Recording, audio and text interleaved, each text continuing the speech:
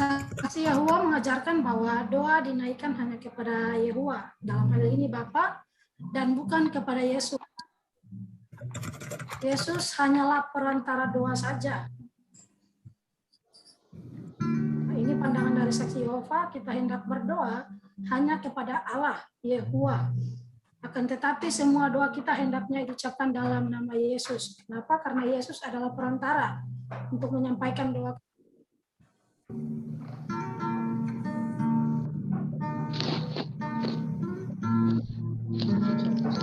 Doa harus ditujukan hanya kepada Yahua dengan perantaraan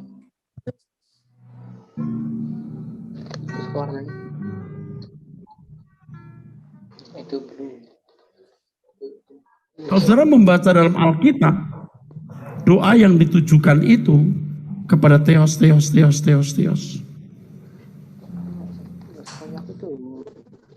Tapi kalau kita tidak mengerti kebenaran, kita menemukan kata Allah yang adalah terjemahan Theos itu, kita pikir Yesus termasuk di dalamnya. Tidak, Theos itu Bapa. Nah, di sini apakah kita tidak bisa mengaktifkan Yesus, Pak? Oh iya, harus. Mintalah kepadaku, aku mintakan kepada Bapa. Dia menjadi juru syafaat. Seperti saya mengatakan, coba yuk baca Alkitab. Doa-doa rasul-rasul tertuju kepada Theos, itu Allah Bapa, bukan ke Tuhan Yesus. Saksi Yehova dengan ES katakan doa itu hanya kepada Theos, bukan berdoa kepada Yesus. Yesusnya sebagai pengantara, berarti sama saja dengan saksi Yehova. Ini sama saja. Saya tidak menyerang pribadi beliau, tapi ajarannya. Sekali lagi ajarannya, ya ajarannya. Berarti ini ya beda gereja saja, ya kan? Ya, jadi ini maksud saya ajarannya itu. Mari kita lihat. Saya akan saksikan, saya sampaikan fakta Alkitab. Ya, Rasul berdoa langsung kepada Yesus. Jemaat berdoa langsung kepada Yesus. Saya akan share ya. Oke. Tadi katakan rasul-rasul. Katanya rasul-rasul itu perhatikan aja dalam Alkitab. Rasul-rasul aja berdoa kepada Theos, nggak pernah kepada Yesus. Nah, berarti belum tuntas menyelidiki Alkitab. Sekalipun penulis buku, saya akan tunjukkan ya. Apakah ini salah gitu ya? Oke, saya akan tunjukin ya. Oke.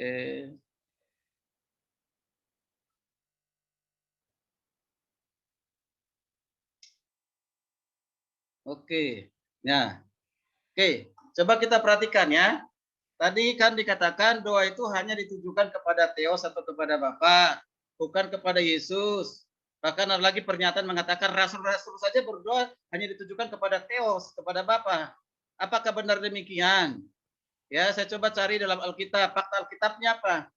Minta tolong ada yang menolong saya untuk membaca ya. Kalau misalnya perhatikan ya, atau sudah ada ayatnya di sini. Ini Kisah Para Rasul 5 ayat 59 sampai 60. Ya, 59. Dikatakan, sedang mereka melemparinya, Stefanus berdoa. Stefanus berdoa, saya tebalin. Katanya, ya Tuhan Yesus. Kalau kita lihat dalam bahasa Inggrisnya Lord, bukan God. Kalau kita lihat bahasa Yunaninya yang digunakan, bukan Theos tetapi Kurios. Ya, nah Kurios. Nah, siapa itu Lord? Siapa itu Kurios? Sudah jelas. Itu adalah Yesus. Jadi Stefanus berdoa kepada Yesus. Nah, itu fakta Alkitabnya. Kita lanjutkan lagi. Sambil berlutut ia berseru. Berseru itu berarti berdoa. Ya, berdoa. Yaitu berdoa dengan suara nyaring. Dikatakan Tuhan, Lord, Kurios. Itu dikatakan janganlah tangguhkan dosa ini kepada mereka, dan dengan perkataan itu meninggallah ia. Kepada siapa berdoa Stefanus? Kepada Tuhan Yesus. Ini kita perhatikan lagi yang lain. Ya. Rasul Paulus berdoa juga langsung kepada Yesus. Banyak fakta Alkitabnya. Rasul Paulus katakan tadi, rasul-rasul aja berdoa itu kepada Theos, tidak pernah berdoa kepada Yesus. Lalu ini bisa disangkalin enggak ini ayat ini sama ayat yang tadi Stefanus itu? Ya kan? Nah, kita lihat ada beberapa ayat. Ya, kita perhatikan dulu 2 Korintus 12 ayat 89. Tentang hal itu aku sudah 3 kali berseru. Berseru berarti berdoa. Rasul Paulus berdoa kepada Tuhan. Lagi-lagi saya perhatikan itu Lord yang digunakan dalam bahasa Inggris. Dalam bahasa Indonesia Kurios. Ya, supaya utusan iblis itu mundur daripadaku. Lalu perhatikan lagi, tetapi jawab Tuhan, Lord, Kurios, ya, nanti bisa dicek lah, saya benar atau tidak. Ini justru saya perhatikan dari ayat Alkitab, ya. Ya, cukuplah kasih karuniaku kebagimu, sebab justru dalam kelemahan kuasaku. Kuasa siapa? Kuasaku. Nah, ku itu siapa? Kemudian ada lagi dikatakan, nah kuasaku mungkin kita lihat di sini ya, menjadi sempurna. Sebab itu terlebih suka aku berbega atas kelemahanku supaya kuasa Kristus. Berarti kuasaku ini dengan kuasa Kristus ini berarti sama. Siapa itu? Yesus juga. Ya, yang Kurios itu sama yang Lord tadi. Nah, berarti Paulus ini berdoa kepada siapa? Kepada Yesus. Ya. Nah, ini saya pikir nggak bisa disangkal, ya. Oke, jadi itu sudah fakta, ya. Rasul Paulus. Kemudian kita lihat yang lainnya. Kita lihat yang lainnya masih Rasul Paulus, ya. Kita perhatikan. Ya. Nah, di 1 Tesalonika 2 ayat 18. Kita perhatikan ya, kitab Tesalonika. Sebab kami telah berniat untuk datang kepada kamu, aku, Paulus, malahan lebih dari sekali, tetapi iblis telah mencegah kami. Ini Rasul Paulus punya kerinduan yang luar biasa, ingin ketemu dengan jemaat di Tesalonika. Ya. Maka dilanjutkan itu di 2 Tesalonika 3-10 gini. Siang malam kami berdoa sungguh-sungguh. Siang malam kami berdoa sungguh-sungguh. Supaya kita bertemu muka dengan muka dan menambahkan apa yang masih kurang pada imanmu. Perhatikan ya, kiranya Dia, Allah Bapa kita, di sini ada Bapa ya, dan Yesus Kristus, ada Yesus Kristus, ya, Yesus Tuhan kita, membukakan kami jalan kepadamu. Nah ini apa kira-kira ini? Kan ini doanya nih, pokok doanya nih. Ini kan berdoa dengan sungguh-sungguh. Berdoa dengan sungguh-sungguh, ingin rindu ketemu dengan Tesalonika, lalu pokok doanya adalah ingin dikatakan, apa doanya? Supaya Tuhan Yesus mendengarkan doanya dengan apa? Membukakan kami jalan kepadamu. Ya, jalan. Ini doanya. Nah itu.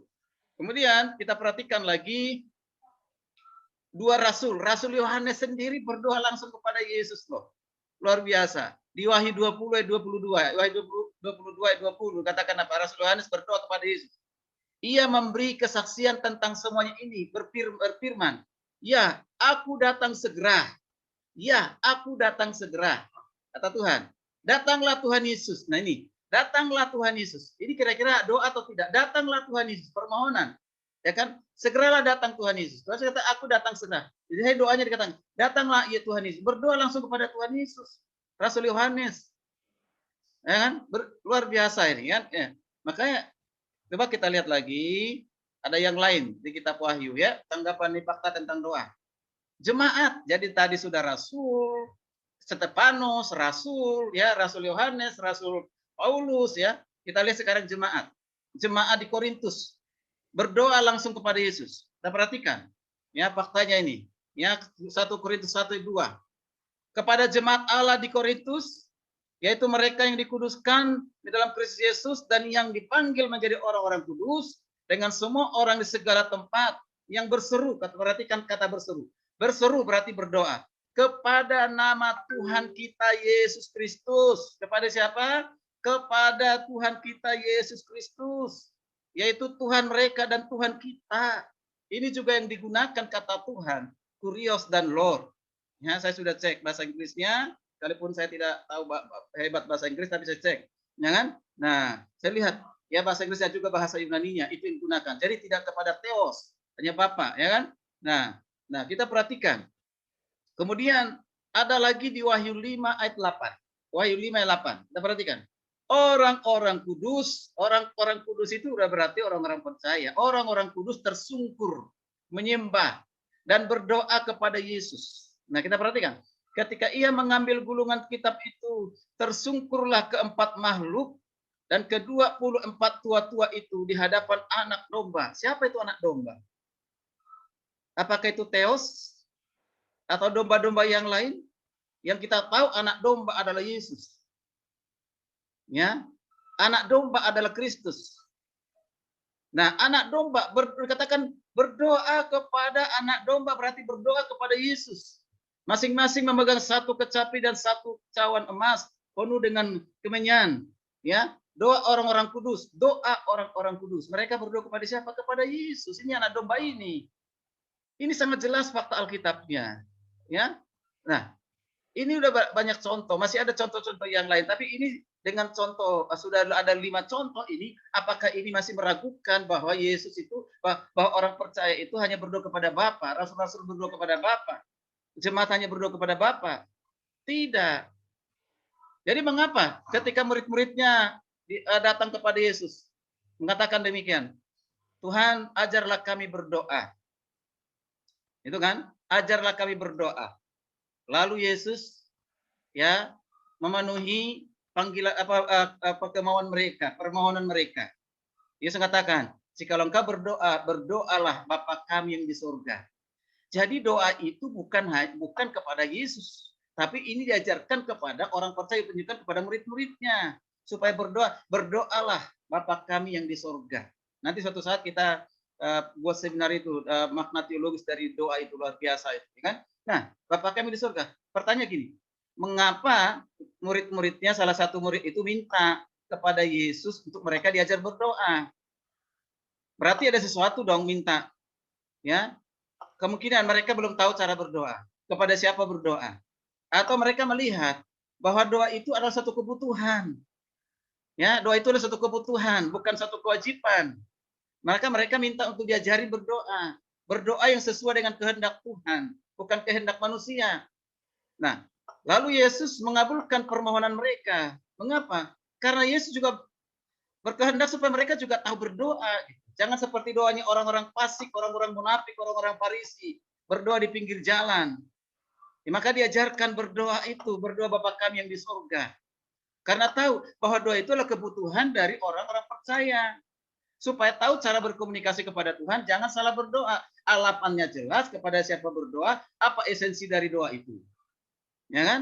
Supaya jangan berdoa maksa kehendaknya sendiri. Berdoalah bersuka kehendak Bapa. Seperti yang dilakukan oleh Yesus, selalu kehendak Bapa. Nah, ini yang kita perhatikan ya. Nah, jadi ini yang sampaikan. Jadi kalau menurut saya tadi sangat tidak relevan lah kalau dikatakan Yesus hanya sebagai pengantara berdoa, pengantara tapi tidak langsung. Nah, jadi ini, mahasiswa kita dan juga mungkin ada mahasiswa yang lain atau yang lain yang bergabung di sini, ya ini yang sampaikan. Banyak fakta Alkitab, ya fakta Alkitab mengajarkan bahwa kita berdoa langsung kepada Yesus. Jangan sampai nanti salah kaprah ya. Aduh, kalau begini saya nggak berdoa lagi kepada Yesus, berdoa kepada Bapa saja, ya kan? Nah, saya melalui webinar sampaikan. Ya, ketika engkau sudah berdoa kepada Bapa, berdoa juga kepada Yesus, bahkan berdoa juga pada Roh Kudus. Ya, nah itu yang sampaikan untuk sementara, kecuali nanti ada pertanyaan, silakan. Baik, terima kasih Pak Adolf. Sudah cukup jelas ya memaparkan tentang Yesus Kristus mati hanya sekali untuk selamanya dan berdoa. Ya, kita orang percaya berdoa langsung kepada Yesus. Dibuktikan dari beberapa ayat para rasul, bahkan para jemaat ya, yang dalam Alkitab. Baik, jika ada pertanyaan dari para peserta. Ada sedikit. Nah, silakan Pak Daniel. Pertanyaan. Namun sebelumnya saya sepakat dengan apa yang disampaikan oleh Pak Adolf dengan Ibu Roli bahwa Yesus mati sekali kan gitu. Kemungkinan kalau saya menanggapi Pak Erastus Sabdono, saya melihat kalau Pak Erastus ini kurang mengerti yang namanya inkarnasi, kurang memahami lebih dalam. Lalu mengenai doa, lebih parahnya lagi saya pernah ketemu dengan orang Katolik. Saya pernah menginjili orang Katolik dan berdebat mengenai doa. Orang Katolik mereka berdoa. Penjelasan kemungkinan pertanyaan ini mungkin agak sedikit maju ya, tapi saya butuh penjelasan seperti ini. Waktu ketika Yesus mati dan bangkit, lalu ketika daripada kebangkitannya Yesus harus kembali ke surga. Di situ harus Alkitab mengatakan bahwa Yesus duduk di sebelah kanan Bapa. Itu dalam Markus 16, 19, Lukas 22 ayat 69. Nah, saya butuh penjelasannya ini karena saya juga pernah menemukan apa namanya ini jadi suatu serangan daripada orang-orang yang berusaha menjatuhkan iman orang Kristen. Serangannya begini, ketika Yesus duduk di sebelah kanan Allah, otomatis di surga ada dua Tuhan. Nah, jadi saya butuh penjelasan dari Bapak Ketua dan Ibu Proli. Sekian, terima kasih, Tuhan berkati. Baik, terima kasih Pak Daniel dari Timika. Luar biasa, beliau sangat sibuk. Bukan Pak, Eh, bukan Pak, ini Bukan. Daniel Sanapitupulu Pak. dari Daniel Depok, Apitupulu. dari Depok. Pekanbaru Pak, Pekanbaru. Kan baru. Daniel. Oh, Daniel mana ini? Apitupulu. Ya, terbaju Yang buat ganteng, banyak. Makanya muka dia dikasih Baik, kunci. baik. Terima kasih. Baik. Oke. Nanti ditambahkan oleh teman-teman yang lain. Oke Pak.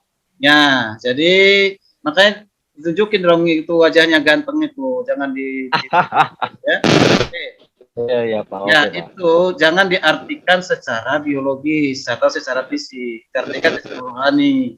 Duduk di sebelah kanan Allah Bapa, maksudnya di situ adalah menunjukkan suatu kehormatan. Ya, ya bagaimana Yesus yang disambut itu yang sudah tuntas selesai melakukan tugasnya ya diberikan kehormatan oleh Bapa. Contoh seperti Stefanus tadi ketika dia mati di Rajam Batu oleh orang-orang imannya kepada Yesus, dia disambut, dikatakan duduk, ada juga di mana disambut oleh siapa? Yesus berdiri kan gitu ya, berdiri menyambut Stefanus. Nah itu apa? Nah itu artinya apa? Disambut bukan seperti kita peluk-pelukan gitu kan, ketemu karena sudah rindu, udah lama nggak ketemu dengan Daniel. Ketika ketemu di Bekasi saya peluk, berdiri depan saya kan gitu kan, itu kan. Nah berdiri artinya memberikan suatu kehormatan kepada Stefanus ya. Nah karena dia mati demi imannya, demi Injil kan.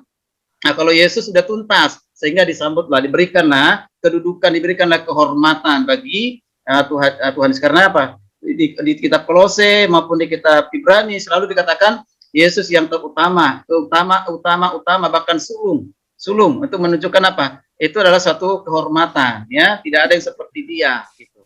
Ya, udah tuntas selesai melakukan tugasnya. Ya, jadi jangan diartikan secara biologis, ya. Artikan secara rohani, ya. Kira-kira itu yang mau sampaikan. Kecuali ada yang menambahkan dari narasumber yang lain, silakan. Saya Pak Ketua. Ya, silakan. Baik, jadi apa namanya itu kita mengenal dalam istilah hermeneutik itu satu ayat itu memiliki tiga arti hurufiah, arti simbolik dan arti kiasan. Ya, jadi apa yang dikatakan duduk di sebelah kanan Allah Bapa itu bukan arti harfiah. Itu bukan arti harfiah dalam pengertian bahwa ada tiga kursi, lalu kemudian Allah Bapa di tengah, Allah anak di kanan, lalu Allah Roh Kudus di kiri. Tidak seperti itu, Pak. Jangan diartikan secara harfiah, itu simbolik seperti yang tadi Pak Ketua katakan. Itu melambangkan kekuasaan dan kehormatan yang luar biasa, kemuliaan yang diberikan kepada Yesus Kristus. Itu pertama. Lalu kemudian pada saat Allah mati, tidak seperti itu juga. Jadi kalau kita memahami satu ayat di dalam Alkitab, maka kita harus tahu ayat ini pengertiannya hurufiah, simbolik atau kiasan. Itu yang saya mau tambahkan Pak Ketua. Terima kasih. Oke, baik. Terima kasih.